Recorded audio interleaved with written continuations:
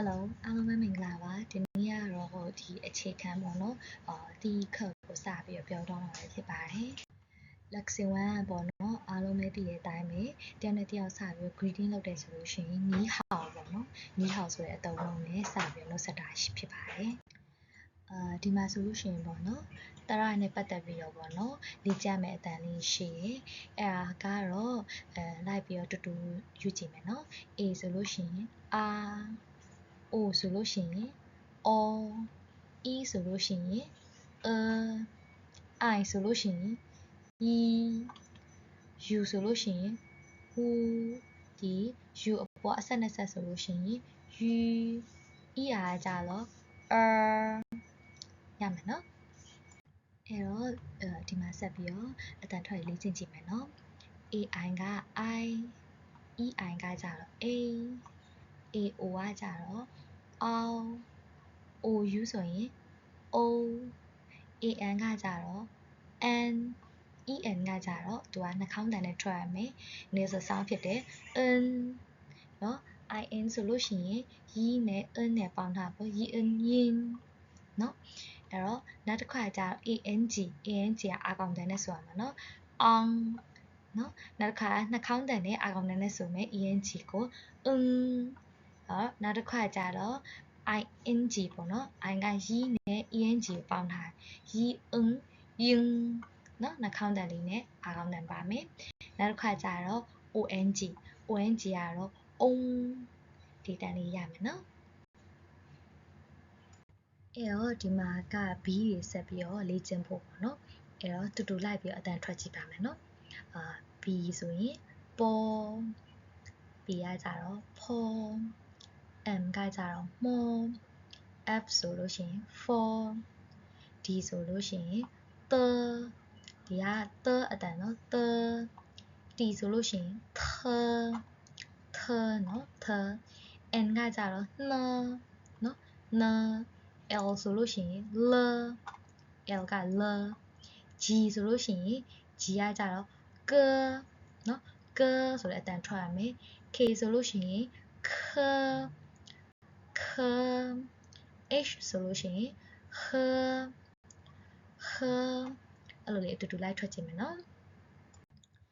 နောက်တစ်ခုကကြတော့ဒီအတန်3နဲ့ပတ်သက်ပြီးတော့နော်3ကာလာလေးချိန်သွားတာအဲ့ဒါကိုတရုတ်လိုဆိုလို့ရှိရင်ဒီမှာရှင်းတယောက်လို့ခေါ်တယ်ပေါ့နော်ရှင်းတယောက်အဲ့တော့တရုတ်စာမှာအတန်ကအဓိကအတန်ကြီးပဲပေါ့နော်ခုမှဆိုလို့ရှိရင်သူကဖြိုးလိလာမှာက4တန်ရှိရပေါ့နော်4တန်အဲ့4တန်ကိုဘယ်လိုမျိုးအတန်ထွက်မလဲဆိုလို့ရှိရင်ဒီမှာကမှာပေါ့နော် example နဲ့ R နဲ့ပေးထားပါတော့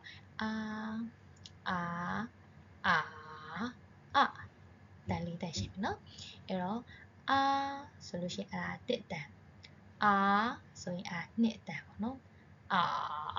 ဆိုရင်သူကအောက်ကို high ပြီးမှအပေါ်ပြန်တက်သွားတာပေါ့နော်အဲ့ဆိုရင်3တန်4တန်ကြတော့နော်ဆိုရင်အတန်4တန်ပေါ့နော်အဲ့ဒါလေးခွဲတတ်ရမယ်ပေါ့နော်အဲ့တော့အတူတူလိုက်ဆိုချင်မယ်နော်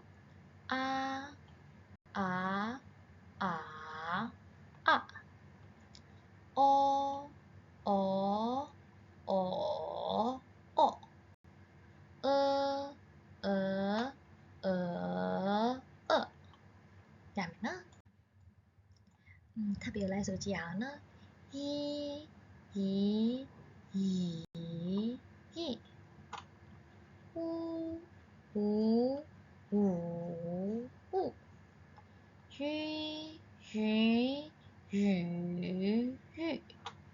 ဒီတန်လေးကွဲနော်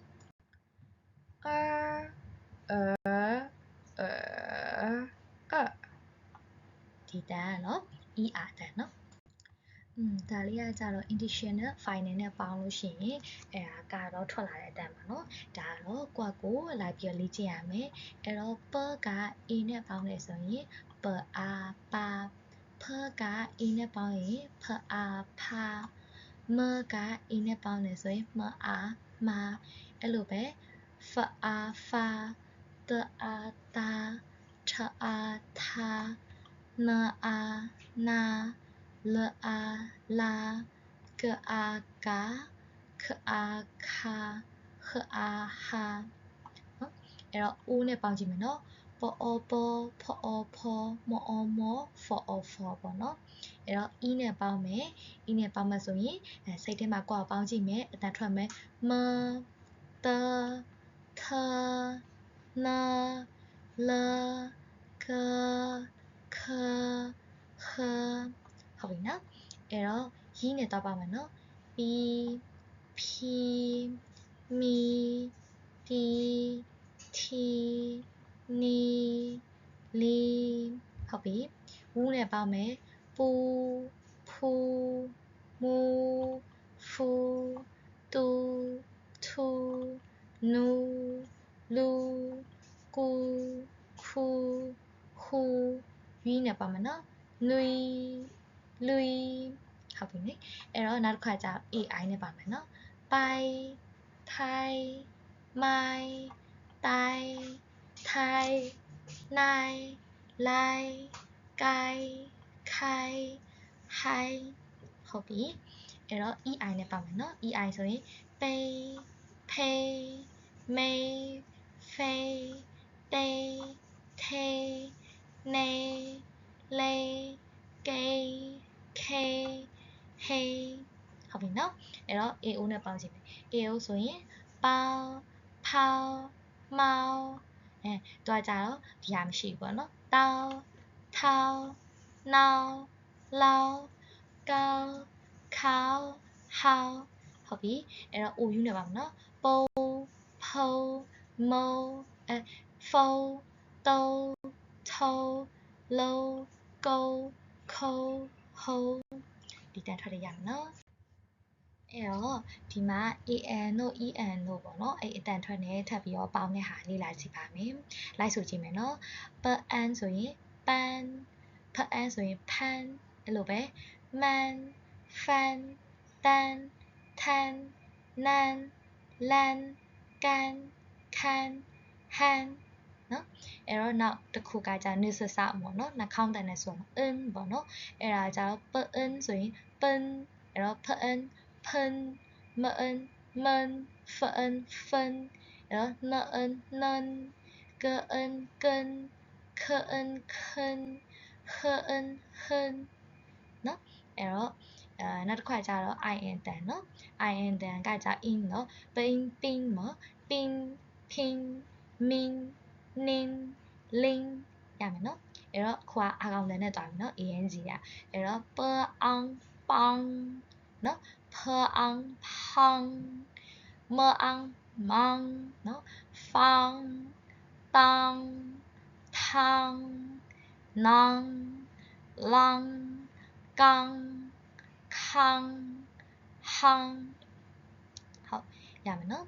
အဲ့တော့နောက်တစ်ခါကျ ENG တန်ပေါ့နော် ENG ကကြတော့နှာခေါင်းတန်လည်းပြပါမယ်အာကောင်တန်လည်းပါမယ်နော်အဲ့တော့ p ưng ပឹงနော်ပឹงဖưng ဆိုရင်ဖឹงမưng မឹงဖưng ဖឹงတưng ตึงနော်ထưng ထឹงနưng နឹงလưng လឹงကưng ကឹงခưng ခឹงဟưng ဟឹงနော်အဲ့တန်ထွက်တည်ရမယ်အဲ့တော့နောက်တစ်ခါကျ ING တန်နော်ပအင်းပင်းဖင်းမင်းတင်းထင်းနင်းလင်း okay အဲ့တော့နောက်တစ်ခါကျတော့ဆက်ပြီးလေ့လာမှာ ONG အတန် ONG ကတော့လွယ်ဟဲ့ပအောင်ဆိုရင်တုံးထုံးနုံလုံးကုန်းခုံဟုံဒီတန်ထွက်တွေတစ်ချက်လောက်ပြန်ပြီးလေ့လာပါပေါ့နော်အဲ့တော့ဒီမှာဆိုလို့ရှိရင်သူကဖီးရင်ပေါ့နော်ဖီးရင်ကိုစပြီးတော့ကိုရီးယား3ကာလာတွေနဲ့ပေါင်းပြီးအတန်ထွက်ကြည့်ပြရမှာပေါ့နော်အဲ့တော့ပအားဆိုရင်ပါသူကပထမ3ဖြစ်တဲ့တီရွှမ်းဖြစ်တဲ့ကြောင့်ပါနော်အဲ့တော့မှအားမဆိုရင် first 3ဖြစ်တဲ့ကြောင့်မှာအဲ့တော့တအားတာဒါမဲ့သူက4 3ဖြစ်တဲ့အတွက်ကြောင့်မလို့နော် foot 3ဖြစ်တဲ့ကြောင့်တနော်ထအားထား first 3ဖြစ်တဲ့အတွက်ကြောင့်မလို့ထားပဲနော်အဲ့တော့အောက်မှာတစ်ခု pi pi ဒါမဲ့သူက3ကဘာတန်လဲဆိုလို့ရှိရင်3တန်ဖြစ်တဲ့အတွက်ကြောင့် pi နော် ni က2နီး3တန်ဖြစ်တဲ့အတွက်ကြောင့် နီဆွဲနော်အဲ့တော့ပူပူ4တန်ဆိုတော့ပူ2နွီ3တန်ဆိုတော့နွီနော်ပအိုင်ပိုင်2တန်ဆိုတော့ပိုင်လအိုင်လိုင်2တန်ဆိုလို့ရှိရင်လေလိုင်ခအောင်ဟောင်း3တန်ဖြစ်တဲ့ဟောင်းခအန်ခန်4တန်ဖြစ်တဲ့ကြောင့်မလို့ခန့်ခအန်ဟန်ဒီမှာလေ4တန်ဖြစ်တဲ့ကြောင့်ဟန့်တအုံတုံအဲ့တော့3နော်သူပထမတန်ဆိုတော့လေ3ပဲဟအုံဟုံဟုံအဲ့တော့သူဒီကာလာက3ကာလာ2ဖြစ်တဲ့အတွက်ကြောင့်မလို့ဟုံဆိုပြီးတော့အတန်ဆွဲသွားနော်ဒီမှာလိုက်ပြီးတော့လေ့ကျင့်ကြည့်မယ်နော်နီနီနီနီမာမာမာမလင်းလင်းလင်းလင်းနင်းနင်းနင်းနင်းရီရီရီရီမင်းမင်းမင်းမင်းနော်နောက်တစ်ခါကျဟောင်းဟောင်း好好叮叮叮叮拿拿拿拿哩哩哩哩明明明明နော်零零零零一一一一二二二二五五五五八八八八နော်ဒါ3တန်ဖြစ်ရမှာပေါ့နော်八八八八ကိုရီးယားခက်ဝန်းကိုပေါ့နော်စပြီးတော့လေ့လာပြီအဲ့တော့ပထမဆုံးတွေ့မှာကနီနီဆိုတာနှင်ကိုပြောတာနော်နောက်တစ်ခါကျဟောင်းဟောင်းဆိုတာကောင်းနေအဲ့တော့နင်းနင်းဆိုတာကြောင့်နီရဲ့ပို့လိုက် form ပေါ့နော်တင်ကိုသူကကိုထက်တက်ကြီးဝါကြီးပေါ့နော်ဆရာဆရာမတွေဒါမှမဟုတ်ကိုယ့်ရဲ့ customer တွေဆိုလို့ရှိရင်နင်းဆိုပြီးတော့သုံးနေရှိနင်းနောက်တစ်ခါကျ0ကိုကျတော့0ပြီးသွားလို့ရှိရင်1ကိုချိန်ရီ2ကိုဆိုရင်2 3 5ကိုဆိုရင်5 8ကိုဆိုရင်8အဲ့တော့ဒီမှာဝကက်လိကျင့်ရမှာနီဟောင်းနင်းလင်းဟီ2 5 8ဒါကြီးရမယ်နော်အဲ့တော့ဒီဖတ်စာအုပ်ထဲမှာပေါ့နော်ပါတဲ့ဒီလူတွေရဲ့နာမည်ပေါ့နော်အဲ့မှာလီဟီမင်ကကြတော့တရုတ်ဆရာပေါ့နော်အာမင်ကကြတော့ထိုင်းကလာတဲ့ဟွာပေါ့နော် student တွေပေါ့နော်အဲ့တော့တရုတ်နာမည်ကလီဟီမင်နောက်တစ်ယောက်ကကြတော့အာမင်အဲ့တော့ကိုရီးယားလူတစ်ယောက်နဲ့တစ်ယောက်နှုတ်ဆက်ပြီးဆိုလို့ရှိရင်များအဖြစ်ပါနဲ့နှုတ်ဆက်လဲဆိုရင်နီဟောင်နဲ့နှုတ်ဆက်တယ်ပေါ့နီဟောင်အဲ့တော့ဟိုလူကလည်းတစ်ဖက်ကလည်းကိုပြန်ဖြေနီဟောင်ဆိုပြီးပြန်ဖြေလို့ရတယ်နော်အဲ့တော့ကိုကပေါ့နော်နီဟောင်ဆိုပြီးတော့ကိုကနှုတ်ဆက်တယ်အဲ့တော့ဒါကိုကဆရာဒါမှမဟုတ်လို့ရှင်လေကိုကသူ့ထက်တက်ကြီးဝါကြီးဆိုရင်တော့ကိုကတန်းပြီးတော့သူ့နီဟောင်ဆိုပြီးတော့တန်းနှုတ်ဆက်လို့ရတယ်ဒါပေမဲ့တစ်ဖက်လူကကိုပြန်ပြီးတော့လေးစားတဲ့အနေနဲ့ပေါ့နော်နင်းဟောင်ဆိုပြီးပြန်နှုတ်ဆက်ပေးရမယ်နော်အဲ့တော့လိုက်ဆိုကြည့်ပါနင်းဟောင်အဲ့တော့ကိန်းကနန်းနေဆက်ပြီးတော့မှတ်မယ်နော်ကိန်းကနန်းနေမှာဆိုလို့တစ်ကဟီလိုက်ဆိုကြည့်မယ်နော်5က5 3က0 2ကsorry 2က2 8က8အဲ့တော့1 5 0 2 8ဒါကတော့ကိန်းဂဏန်းတွေမှတ်တဲ့ exercise လေးဖြစ်တယ်ပေါ့နော်exercise ထဲမှာနံပါတ်9ကိုတော့မသင်ရသေးဘူး9ကိုခဏ high ပြီးတော့ဆိုမယ်နော်9ကတော့ချီပေါ့နော်9ကတော့ချီဖြစ်တယ်အဲ့တော့ဒါကိုလိုက်ပြီးတော့ယူကြည့်ပေါ့နော်တူတူလိုက်ယူကြည့်မယ်ကိုထွက်တဲ့အတန်နဲ့အခုဒီကထွက်ပြတဲ့အတန်နဲ့တူမတူပေါ့နော်စမယ်နော်2 8 5 1 7 0 1 28 1 2 5 5 8 2 0 2 0 1 2 5 0 8 1 1 2 5 0 28080551